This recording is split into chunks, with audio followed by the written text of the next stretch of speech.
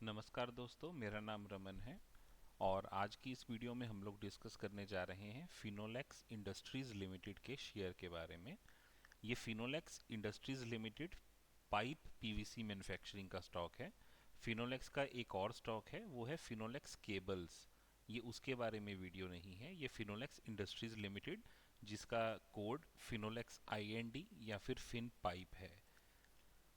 तो ये company pipe PVC के सेक्टर से बिलोंग करती है और इस स्टॉक का जो प्राइस है वो करंटली 171 रुपीज़ पे ट्रेड कर रहा है।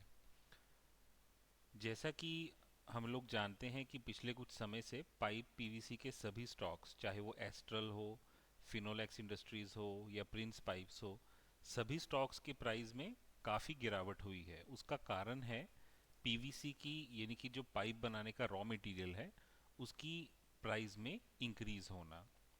एक बार इस कंपनी के ईयर ऑन ईयर रेवेन्यू और प्रॉफिट के ऊपर नज़र डालते हैं।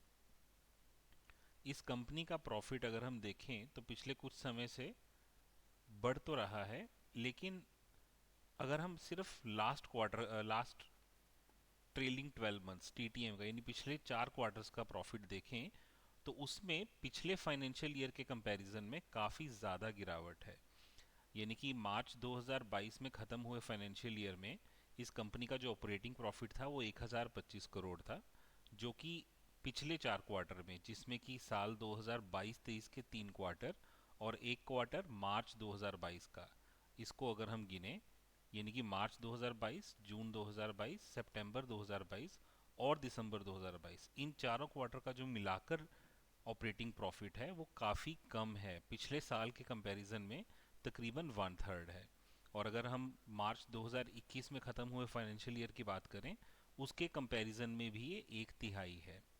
और सिर्फ यही नहीं, अगर हम बात करें इस कंपनी की अर्निंग पर शेयर की, तो जो अर्निंग पर शेयर मार्च 2022 के फाइनेंशियल ईयर के ख़त्म होने पर 16.98 था, वो करंटली 9.22 है।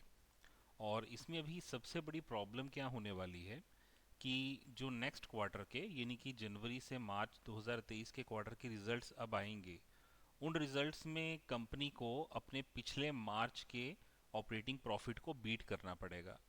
अगर वो प्रॉफिट 265 करोड़ या उससे कम हुए, यानी कि 265 करोड़ से भी कम हुए, तो जो अर्निंग पर शेयर है उसमें इससे भी ज़्यादा गिरावट हम देख सकते हैं।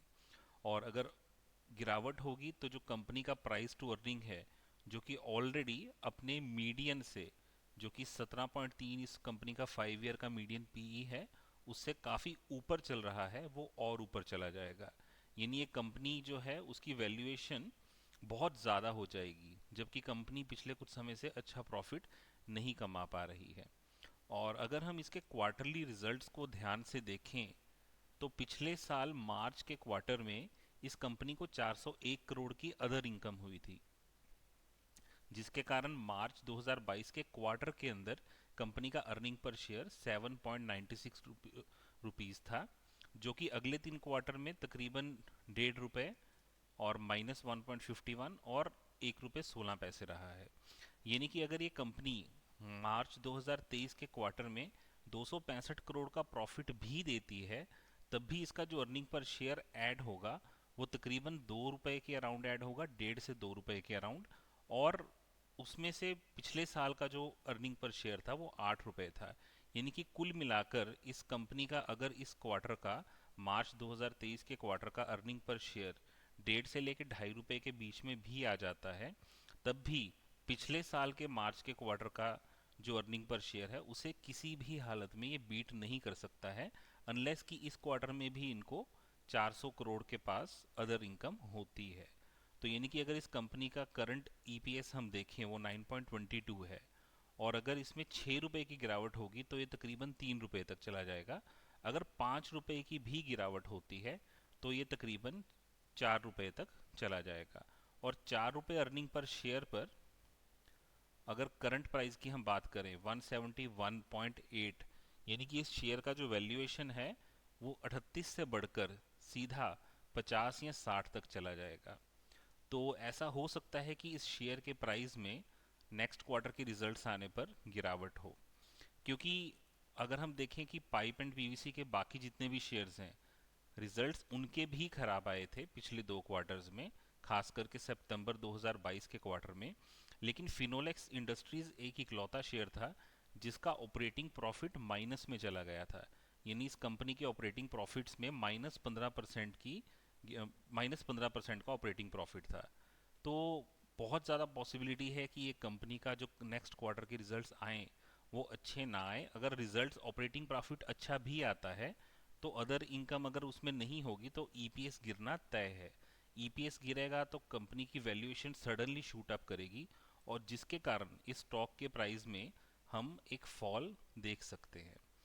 तो अगर हम इस कंपनी के टेक्निकल चार्ट को ध्यान से देखें, करंटली ये प्राइस 171 के पास ट्रेड कर रहा है, जबकि पिछले 3-4 दिनों में, पिछले 3-4 ट्रेडिंग सेशन में small cap mid cap shakes stocks के अंदर भारी तेजी आई है।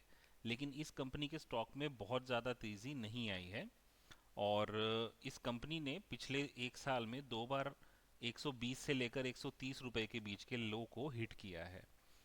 और अगर ये स्टॉक का प्राइस रिजल्ट्स आने के बाद गिरता है तो इसमें हम सडनली बिग फॉल देख सकते हैं। मतलब हो सकता है कि स्टॉक का प्राइस यही जो इसकी 120 से लेकर 130 की रेंज है यहाँ पर आ जाए, और अगर यहाँ पर भी सपोर्ट लेने में फेल हो जाता है, यानी इसके बाद भी गिरावट जारी रहती है, तो बहुत ज़्यादा पॉसिबिलिटी है कि स्टॉक का प्राइस 110 से लेके 115 रुपए के बीच भी आ सकता है। क्योंकि जैसा कि मैंने कहा कि इस कंपनी के जो प्रॉफिट्स हैं वो कंसिस्टेंट भी नहीं है, और पिछले कुछ क्वार्टर से जो रिजल्ट्स हैं वो अच्छे भी नहीं आ रहे हैं। जैसे अगर आप ध्यान से देखें तो पिछले जैसे 2020 में, 2021 में कंपनी का जो ऑपरेटिंग प्रॉफिट 25, 32, 33, 28% के आसपास चल रहा था, वो पिछले 3 क्वार्टर से कॉन्टीन्यूसली बहुत ख़राब परफॉर्म कर रहा है।